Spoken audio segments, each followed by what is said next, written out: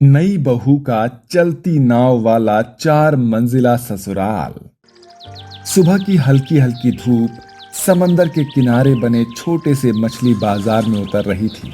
चारों तरफ गाड़ियों की आवाज, बर्फ पर पड़ी मछलियों की चमक और मोल भाव की गूंज थी। उसी बाजार के कोने में एक लड़की अपने सामने मछली सजाए बैठी थी। वही थी नयनतारा। उसका चेहरा गोरा सा, आंखों में मासूमियत और आवाज में मीठापन था। लड़की, ये कितने की दी है मछली? जी, ताजा है, अभी अभी नाव से आई है। 100 रुपए किलो लगेगा। अरे वाह, महंगी बोल रही है। 50 दे दूं? नहीं बहन जी, 50 में तो हमारा घर भी नहीं चलेगा। आप ले लो, वरना कोई और ले जाएगा। ग्राहक बड़बड़ाती हुई पैसे देती और मछली लेकर चली जाती।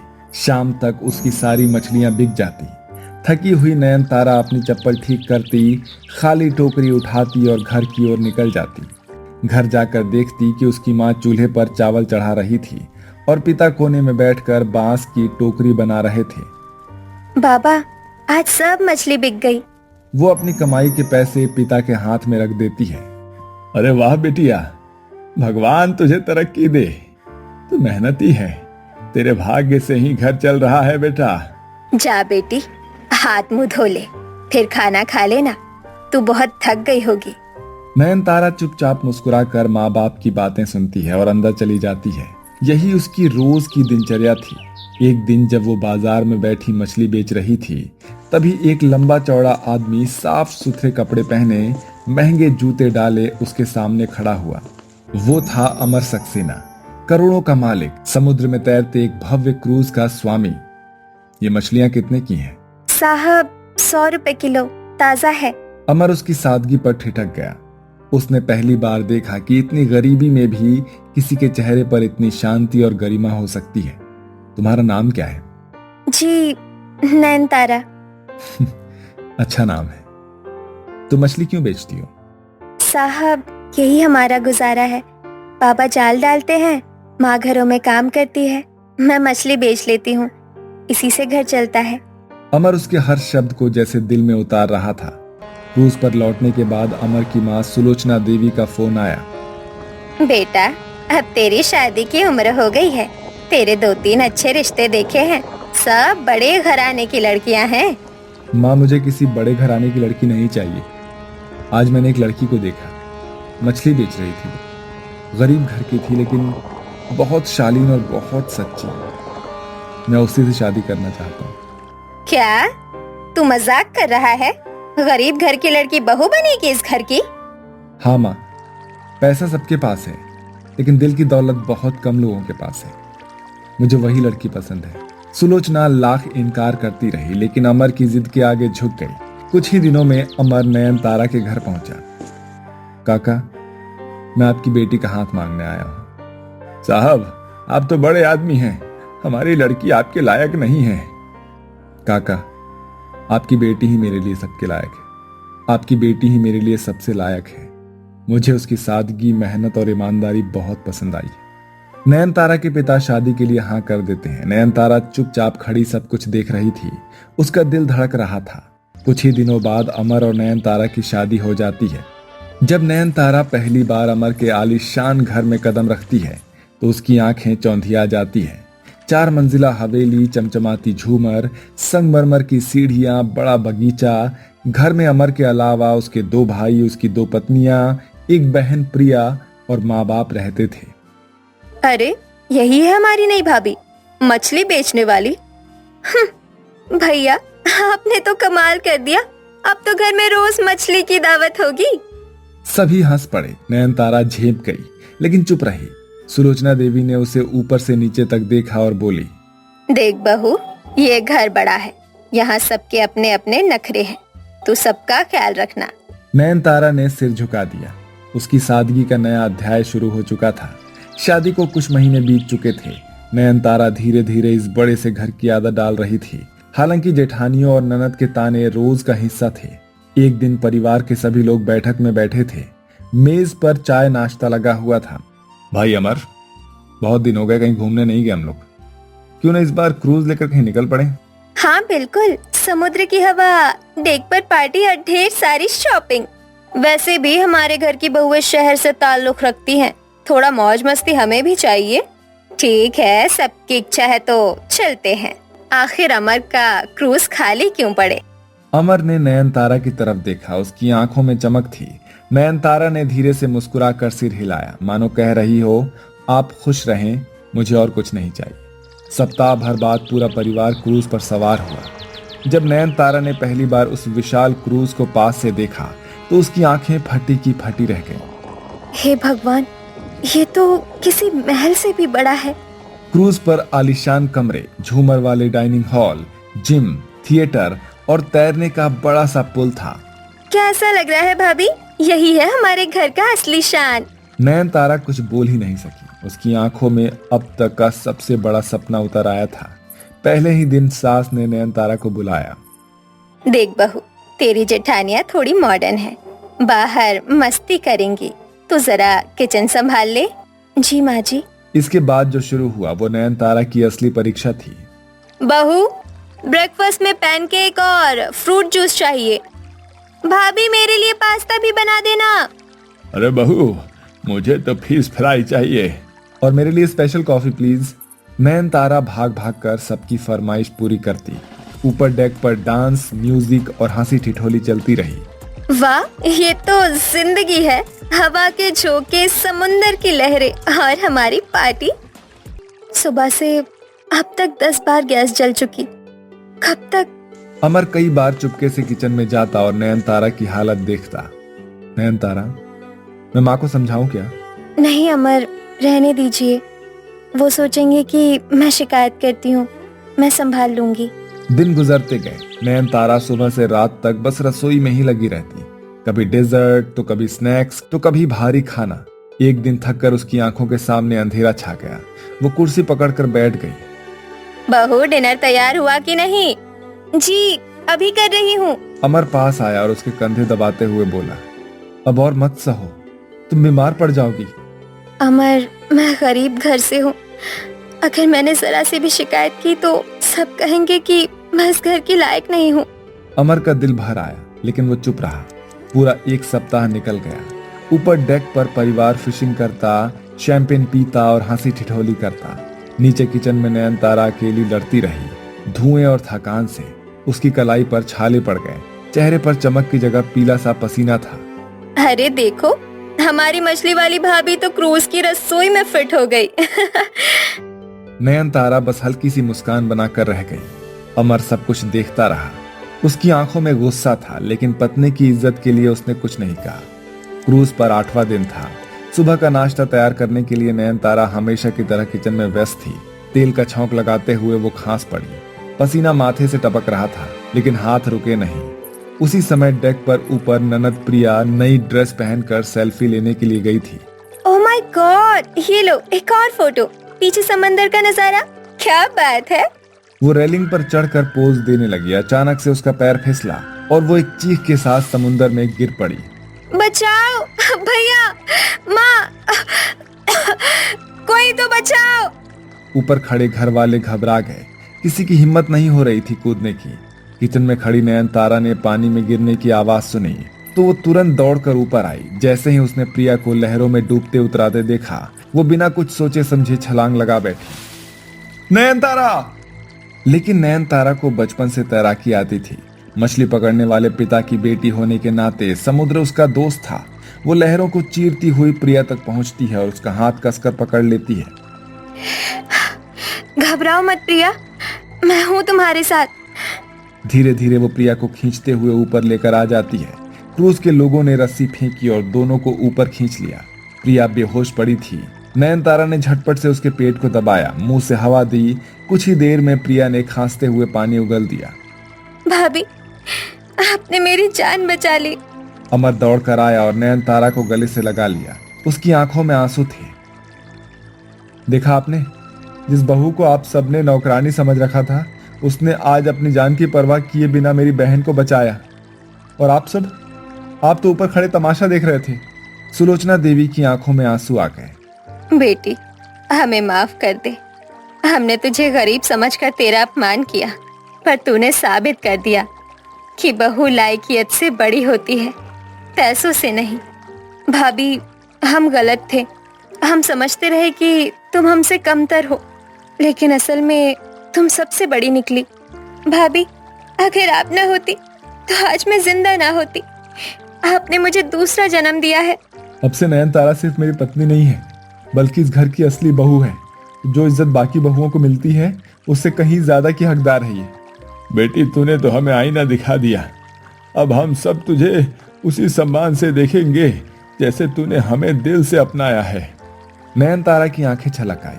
उसने हाथ जोड़कर कहा, मैंने सिर्फ अपना कर्तव्य निभाया है, परिवार को अपनाया है, चाहे उन्होंने मुझे अपनाया हो या नहीं। अब अगर आप सच में मुझे अपनी बहू मानते हैं तो यही मेरी सबसे बड़ी जीत है। उस दिन के बाद से माहौल बदल गया। क्रूज पर नयनतारा के लिए अलग से सम्मानजनक कमरा बनाया गया। अब रसोई का काम सब मिल बांट कर करने लगे। जेठानियों ने पहली बार उसे अपने साथ पार्टी में शामिल किया।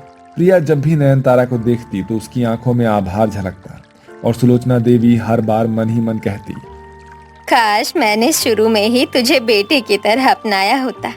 Moral of the story. दोस्तों, नयनतारा की कहानी ने पूरे परिवार को यह सिखाया कि गरीब होना कमजोरी नहीं है, बल्कि असली ताकत इंसान की सोच और दिल की सच्चाई में होती है। क्रूज की यात्रा अब सिर्फ एक सैर नहीं, बल्कि उस परिवार की सोच का मोड़ बन चुकी थी। नयनतारा अब सिर्फ बहू नहीं रही, बल्कि पूरे घर की धड़कन बन गई थी। सुबह की हल्की हल्की धूप समंदर के किनारे बने छोटे से मछली बाजार में उतर रही थी।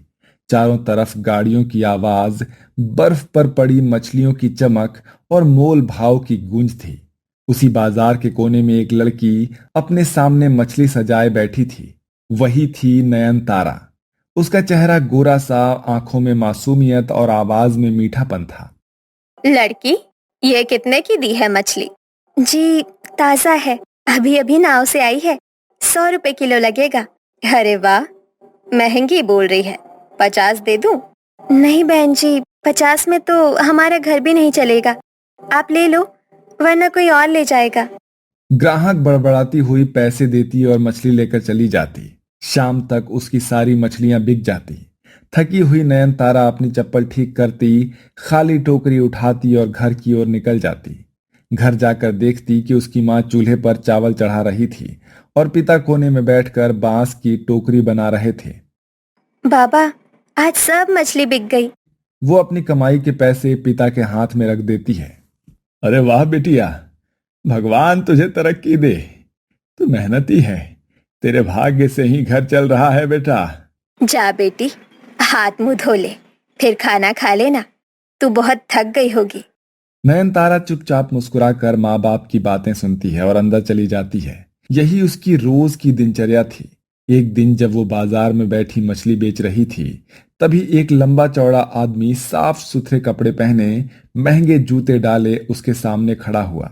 वो था अमर सक्सेना, करोड़ों का मालिक, समुद्र में तैरते एक भव्य क्रूज का स्वामी। ये मछलियां कितने की हैं? साहब, 100 रुपए किलो, ताजा है। अमर उसकी सादगी पर ठिठक गया। उसने पहली बार देखा कि इतनी गरीबी में भी किसी के चेहरे पर इतनी शांति और गरिमा हो सकती है। तुम्हारा नाम क्या है? जी, नयनतारा। अच्छा नाम है। तो मछली क्यों बेचती हो? साहब, यही हमारा गुजारा है। पापा जाल डालते हैं, माँ घरों में काम करती है, मैं मछली बेच लेती हूँ, इसी से घर चलता है। अमर उसके हर शब्द को जैसे दिल में उतार रहा था। क्रूज पर लौटने के बाद अमर की माँ सुलोचना देवी का फोन आया। बेटा, अब तेरी शादी की उम्र हो गई है। तेरे 2-3 अच्छे रिश्ते देखे हैं, सब बड़े घराने की लड़कियां हैं। माँ, मुझे किसी बड़े घराने की लड़की नहीं चाहिए। आज मैंने एक लड़की को देखा, मछली बेच रही थी। वो गरीब घर की थी, लेकिन बहुत शालीन और बहुत सच्ची। मैं उसी से शादी करना चाहता हूँ। क्या तू मजाक कर रहा है? गरीब घर की लड़की बहू बनेगी इस घर की? हाँ माँ, पैसा सबके पास है, लेकिन दिल की दौलत बहुत कम लोगों के पास है। मुझे वही लड़की पसंद है। सुलोचना लाख इनकार करती रही, लेकिन अमर की जिद के आगे झुक गई।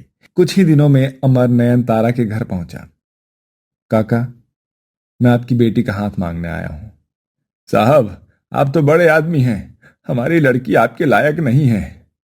काका, आपकी बेटी ही मेरे लिए सबके लायक है। आपकी बेटी ही मेरे लिए सबसे लायक है। मुझे उसकी सादगी, मेहनत और ईमानदारी बहुत पसंद आई है। नयनतारा के पिता शादी के लिए हाँ कर देते हैं। नयनतारा चुपचाप खड़ी सब कुछ देख रही थी। उसका दिल धड़क रहा था। कुछ ही दिनों बाद अमर और नयनतारा की शादी हो जाती है। जब नयनतारा पहली बार अमर के आलीशान घर में कदम रखती है तो उसकी आंखें चौंधिया जाती हैं। 4 मंजिला हवेली, चमचमाती झूमर, संगमरमर की सीढ़ियां, बड़ा बगीचा। घर में अमर के अलावा उसके 2 भाई, उसकी 2 पत्नियां, एक बहन प्रिया और माँ बाप रहते थे। अरे, यही है हमारी नई भाभी, मछली बेचने वाली। भैया, आपने तो कमाल कर दिया। अब तो घर में रोज मछली की दावत होगी। सभी हंस पड़े। नयनतारा झेप गई लेकिन चुप रही। सुलोचना देवी ने उसे ऊपर से नीचे तक देखा और बोली, देख बहू, ये घर बड़ा है, यहाँ सबके अपने अपने नखरे हैं, तू सबका ख्याल रखना। नयनतारा ने सिर झुका दिया। उसकी सादगी का नया अध्याय शुरू हो चुका था। शादी को कुछ महीने बीत चुके थे।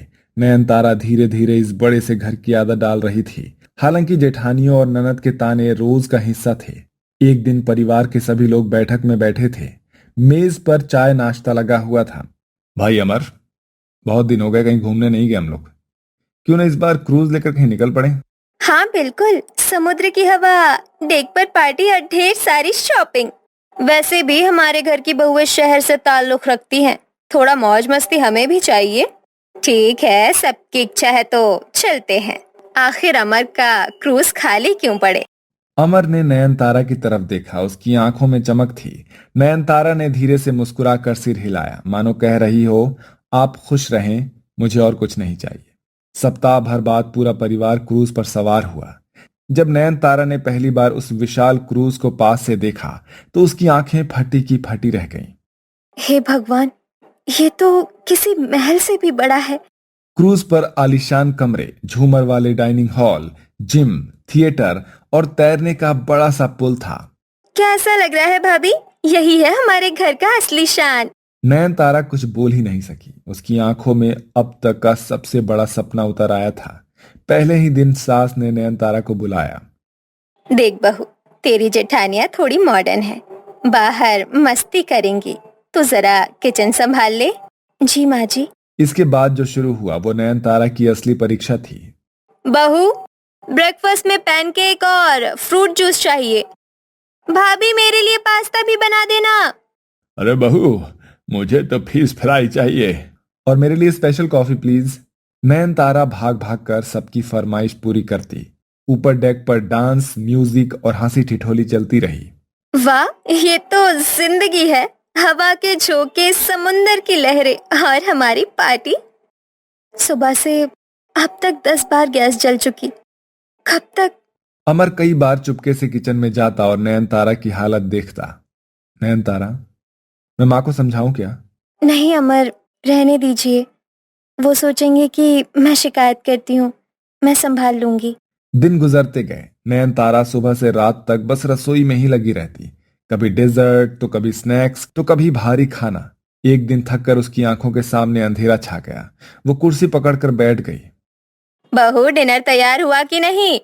जी, अभी कर रही हूँ। अमर पास आया और उसके कंधे दबाते हुए बोला, अब और मत सहो, तुम बीमार पड़ जाओगी। अमर, मैं गरीब घर से हूँ। अगर मैंने जरा सी भी शिकायत की तो सब कहेंगे कि मैं इस घर की लायक नहीं हूँ। अमर का दिल भर आया लेकिन वो चुप रहा। पूरा एक सप्ताह निकल गया। ऊपर डेक पर परिवार फिशिंग करता, शैंपेन पीता और हंसी ठिठोली करता। नीचे किचन में नयनतारा अकेली लड़ती रही, धुएं और थकान से। उसकी कलाई पर छाले पड़ गए। चेहरे पर चमक की जगह पीला सा पसीना था। अरे देखो, हमारी मछली वाली भाभी तो क्रूज की रसोई में फिट हो गई। नयनतारा बस हल्की सी मुस्कान बनाकर रह गई। अमर सब कुछ देखता रहा। उसकी आंखों में गुस्सा था लेकिन पत्नी की इज्जत के लिए उसने कुछ नहीं कहा। क्रूज पर 8वां दिन था। सुबह का नाश्ता तैयार करने के लिए नयनतारा हमेशा की तरह किचन में व्यस्त थी। तेल का छौंक लगाते हुए वो खांस पड़ी। पसीना माथे से टपक रहा था लेकिन हाथ रुके नहीं। उसी समय डेक पर ऊपर ननद प्रिया नई ड्रेस पहनकर सेल्फी लेने के लिए गई थी। ओह माय गॉड, ये लो एक और फोटो। पीछे समंदर का नजारा, क्या बात है। वो रेलिंग पर चढ़कर पोज देने लगी। अचानक से उसका पैर फिसला और वो एक चीख के साथ समुंदर में गिर पड़ी। बचाओ भैया, माँ, कोई तो बचाओ। ऊपर खड़े घर वाले घबरा गए। किसी की हिम्मत नहीं हो रही थी कूदने की। किचन में खड़ी नयनतारा ने पानी में गिरने की आवाज सुनी तो वो तुरंत दौड़कर ऊपर आई। जैसे ही उसने प्रिया को लहरों में डूबते उतराते देखा, वो बिना कुछ सोचे समझे छलांग लगा बैठी। नयनतारा! लेकिन नयनतारा को बचपन से तैराकी आती थी। मछली पकड़ने वाले पिता की बेटी होने के नाते समुद्र उसका दोस्त था। वो लहरों को चीरती हुई प्रिया तक पहुंचती है और उसका हाथ कसकर पकड़ लेती है। घबराओ मत प्रिया, मैं हूं तुम्हारे साथ। धीरे धीरे वो प्रिया को खींचते हुए ऊपर लेकर आ जाती है। क्रूज के लोगों ने रस्सी फेंकी और दोनों को ऊपर खींच लिया। प्रिया बेहोश पड़ी थी। नयनतारा ने झटपट से उसके पेट को दबाया, मुंह से हवा दी। कुछ ही देर में प्रिया ने खांसते हुए पानी उगल दिया। भाभी, आपने मेरी जान बचा ली। अमर दौड़कर आया और नयनतारा को गले से लगा लिया। उसकी आंखों में आंसू थे। देखा आपने, जिस बहू को आप सबने नौकरानी समझ रखा था, उसने आज अपनी जान की परवाह किए बिना मेरी बहन को बचाया। और आप सब, आप तो ऊपर खड़े तमाशा देख रहे थे। सुलोचना देवी की आंखों में आंसू आ गए। बेटी, हमें माफ कर दे। हमने तुझे गरीब समझकर तेरा अपमान किया, पर तूने साबित कर दिया कि बहू लायकियत से बड़ी होती है, पैसों से नहीं। भाभी, हम गलत थे। हम समझते रहे कि तुम हमसे कमतर हो, लेकिन असल में तुम सबसे बड़ी निकली। भाभी, अगर आप न होती तो आज मैं जिंदा ना होती। आपने मुझे दूसरा जन्म दिया है। अब से नयनतारा सिर्फ मेरी पत्नी नहीं है, बल्कि इस घर की असली बहू है। जो इज्जत बाकी बहुओं को मिलती है, उससे कहीं ज्यादा की हकदार है ये। बेटी, तूने तो हमें आईना दिखा दिया। अब हम सब तुझे उसी सम्मान से देखेंगे जैसे तूने हमें दिल से अपनाया है। नयनतारा की आंखें छलक आई। उसने हाथ जोड़कर कहा, मैंने सिर्फ अपना कर्तव्य निभाया है, परिवार को अपनाया है, चाहे उन्होंने मुझे अपनाया हो या नहीं। अब अगर आप सच में मुझे अपनी बहू मानते हैं तो यही मेरी सबसे बड़ी जीत है। उस दिन के बाद से माहौल बदल गया। क्रूज पर नयनतारा के लिए अलग से सम्मानजनक कमरा बनाया गया। अब रसोई का काम सब मिल बांट कर करने लगे। जेठानियों ने पहली बार उसे अपने साथ पार्टी में शामिल किया। प्रिया जब भी नयनतारा को देखती तो उसकी आंखों में आभार झलकता और सुलोचना देवी हर बार मन ही मन कहती, काश मैंने शुरू में ही तुझे बेटी की तरह अपनाया होता। Moral of the story. दोस्तों, नयनतारा की कहानी ने पूरे परिवार को यह सिखाया कि गरीब होना कमजोरी नहीं है, बल्कि असली ताकत इंसान की सोच और दिल की सच्चाई में होती है। क्रूज की यात्रा अब सिर्फ एक सैर नहीं, बल्कि उस परिवार की सोच का मोड़ बन चुकी थी। नयनतारा अब सिर्फ बहू नहीं रही, बल्कि पूरे घर की धड़कन बन गई थी।